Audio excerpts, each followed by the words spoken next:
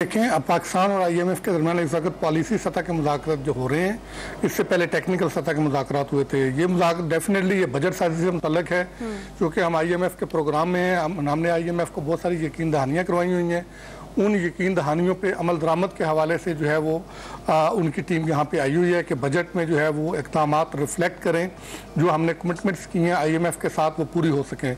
उसमें जो मेजर है वो रेवेन्यू का है कि रेवेन्यू आप जो है वो उनके साथ जो कमिटमेंट की है उसके मुताबिक आप पूरा कर सकते हैं, नहीं कर सकते। इसी तरह जो आपके एक्सपेंडिचर हैं उनको आप कितना कंट्रोल करते हैं, इस्लाहात कौन सी लाते हैं आप।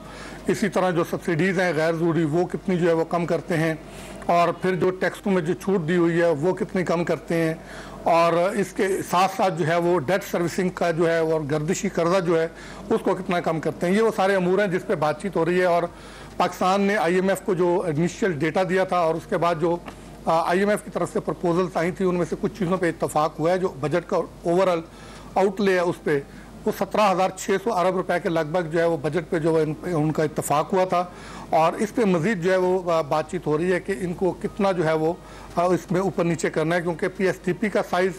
उस पे जो है वो उनके कुछ कंसर्न्स हैं कि वो कहते हैं कि PSDP का साइज़ आप उतना रखें जितना आप कंज्यूम कर पाते हैं। आप एग्जेजरेशन कर देते हैं उससे आपके जो बजट के इशारे हैं वो जो है वो डिस्टर्ब हो जाते हैं, फिर टारगेट मीट नहीं हो पाते। इसी तरह जो रेवेन्यू का टारगेट है वो 14,307 अरब रुपए का जो है वो इस वक्त जो है वो इत्तफाक हुआ है। अब इसमें मज़ीद जो है वो डिस्कशन जो है वो हो रही हैं, और इस हदफ को हासिल करने के लिए 700 अरब रुपए के जो है वो नए, आप उसको नए टैक्स कह लें या नए टैक्स मैयर कह लें, वो उठाए जा रहे हैं। और इसी तरह जो है वो 600 अरब रुपए के करीब जो है वो एडमिनिस्ट्रेटिव और इन्फोर्समेंट मैयर लिए जाएंगे। टैक्स नेट को वसी किया जाएगा। और इसके साथ साथ नॉन फाइलर और लेट फाइलर के हवाले से भी जो है वो काफ़ी बातचीत हो रही है। उनका ये कहना है कि आप जो लेट फाइलर और नॉन फाइलर की जो कॉन्सेप्ट है या जो तस्वर है उसको जो वो ख़त्म करें, दुनिया में कोई ऐसा नहीं है। उस पे उनको ये बताया गया कि इस पे काम जारी है और इसको बतदरीज जो है वो इस को ख़त्म कर दिया जाएगा। अलबत्ता ये यकीन दहानी ज़रूर करवाई गई है कि नॉन फाइलर के ख़िलाफ़ जो है वो घेरा इतना तंग कर दिया जाएगा कि वो मजबूर हो जाएंगे कि वो टैक्स नेट में आएँ। उसके लिए बहुत सारी जो है पाबंदियाँ लगाने जा रहे हैं। टैक्स उनके लिए रेट ऑलरेडी ज़्यादा है और मज़ीद उसमें जो है वो इजाफे की जो है तजवीज़ है। इसके साथ साथ उन पे जो है वो ट्रांजैक्शन पे जो है पाबंदी लगाने की तजवीज़ है। और इसी तरह प्रॉपर्टी की सेल परचेज़ और इसी तरह दूसरे जो मामूलात ज़िंदगी में उनके जो लेन देन के मामलात होते हैं उस पर जो है वो सफरी जो है वो सफ़र के लिए उनके पे जो पाबंदियाँ इस तरह की जो है वो कानून में अमेंडमेंट्स लाने की जो है वो उनको यकीन दहानियाँ करवाई गई हैं कि इन सारे इक़दामात का मकसद ये है कि वो किसी तरीके से नेट में आ जाएँ। और इसके साथ साथ ये बताया गया कि इसमें एक अच्छी चीज़ ये है कि जो मैंने ये चीज़ देखी है कि इसमें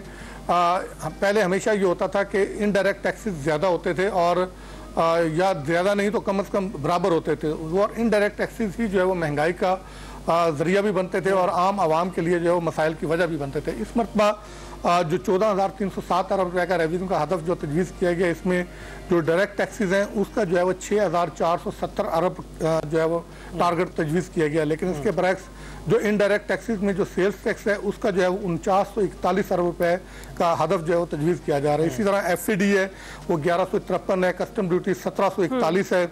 और पेट्रोलियम लेवी की मद में भी जो है वो 1311 अरब रुपए का हदफ रखा गया है। और डेट सर्विसिंग जो है वो 8,600 अरब रुपए से ज़्यादा की डेट सर्विसिंग है जो हमने कर्जों पे जो है वो सूद की मद में अदायगी करनी है। तो ये हमारी IMF के साथ ओवरऑल जो है वो मीटिंग्स हो रही हैं। और इसमें फिर जो है वो बजट की जो फाइनेंसिंग का गैप है उसको पूरा करने के लिए भी 6,500 अरब रुपए से ज़्यादा का जो है वो अगले साल जो है वो कर्जा लेना है। जो इसमें कंट्री रिपोर्ट जो IMF ने स्टाफ लेवल की जारी की है उसमें उन्होंने बहुत सारी चीज़ें जो है वो पॉइंट आउट की हैं और ये भी बताया कि पाकिस्तान की तरफ से किन किन चीज़ों पे जो है वो एग्रीड जो है वो रजामंदी का इत्तफाक इजहार जो है वो किया गया है। उसमें देखें जो आम लोगों के लिए जो परेशानी का बायस बन सकती हैं चीज़ें, वो अभी से जो है जो प्लान तैयार किया जा रहा है कि वो बिजली और गैस इन चीज़ों को जो इरशाद साहब यही पूछने वाला था आपसे, यही पूछने वाला था कि गुज़िश्ता साल भी जो माली अहदाफ थे वो पूरे नहीं कर पाए थे और जो पॉलिसी सतह पर मुज़ाकरात हुए थे उनमें जो कुछ तय हुआ था उन अहदाफ को भी अचीव नहीं कर पाए थे। इस साल जो है जो अहदाफ हैं जो नए सेट किए जा रहे हैं और वो ज़्यादा बुलंद हैं उससे जो गुज़िश्ता साल था, तो किस तरह से उसको अचीव किया जाएगा? और जिस तरह आपने कहा कि आम आदमी जो है वो असरअंदाज हो रहा है, तो आम आदमी के हवाले से जो न्यूज़ आउटलेट्स हैं वो तो यही بتا رہی ہیں کہ وہ متاثر ہوگا، لیکن کس طرح سے متاثر ہوگا، مثبت یا منفی؟ دیکھیں دونوں پہلو ہیں، لیکن چونکہ جب آپ آئی ایم ایف کے پروگرام میں ہوتے ہیں تو پھر آپ کو بہت ٹائٹ اور محتاط ہو کے جو ہے بجٹ سازی کرنی ہوتی ہے، اور پھر بجٹ سازی وہ آپ کے ہاتھ میں ہوتی بھی نہیں ہے، وہ آئی ایم ایف کے ہاتھ میں ہوتی ہے۔ جو آپ نے کمٹمنٹس کی ہوئی ہوتی ہیں آپ نے ان کو فلفل کرنا ہوتا ہے۔ جیسے میں نے آپ کو بتایا کہ پیٹرولیم لیوی کا انہوں نے ٹارگٹ رکھا ہے، یہ جو ٹارگٹ ہے ریونیو کا 14,307 ارب، اس میں 700 ارب روپے کے آپ نے ایڈیشنل ریونیو میئر لینے ہیں۔ وہ ڈیفینیٹلی جو ایڈیشنل ریونیو میئر لینے ہیں وہ عام لوگوں پہ یا اسی اکانومی سے ان ریونیو کو جو ہے وہ نکالنا ہے نا، تو اس کا کہیں نہ کہیں تو امپیکٹ آنا ہے۔ لیکن اس کے پیرالل حکومت یہ کوشش کر رہی ہے کہ جو تنخواہ دار طبقہ ہے اس مرتبہ اس کو وہ فوکس کر رہے ہیں، اور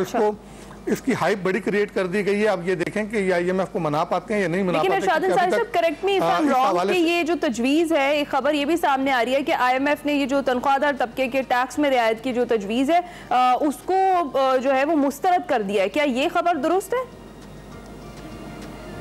نہیں، ابھی اس پہ کوئی فیصلہ نہیں ہوا، مسترد نہیں کیا، کیونکہ ہماری جو کل تک کے جو مذاکرات تھے اس حوالے سے ہماری وزارت خزانہ اور ایف بی آر کے حکام سے بات چیت ہوئی تھی۔ ان کا یہ کہنا تھا کہ ابھی اس پہ جو ہے وہ بات نہیں ہوئی، ابھی جو ہے وہ ریونیو میئر اور اسی طرح گردشی قرضہ اور دوسرے سارے معاملات پہ بات چیت ہو رہی ہے۔ اس میں دیکھیں پلاننگ کے وزارت خزانہ کے، state bank of Pakistan, commerce, یہ ساری جو وزارتیں اور ڈویژنیں ہیں جو کنسرن ہیں ان کے جو حکام ہیں وہ ان کے ساتھ مذاکرات کر رہے ہیں۔ یہ گریجولی جو ہے وہ ہر وزارت اور ڈویژن جو ہے وہ اپنے اپنے جو اسکیجول ہے اس کے مطابق جو ہے وہ آئی ایم ایف کے ساتھ انگیج ہو رہی ہے۔ ارشاد انصاری صاحب اسی پہ ذرا بات کرنا چاہیں گے ہم،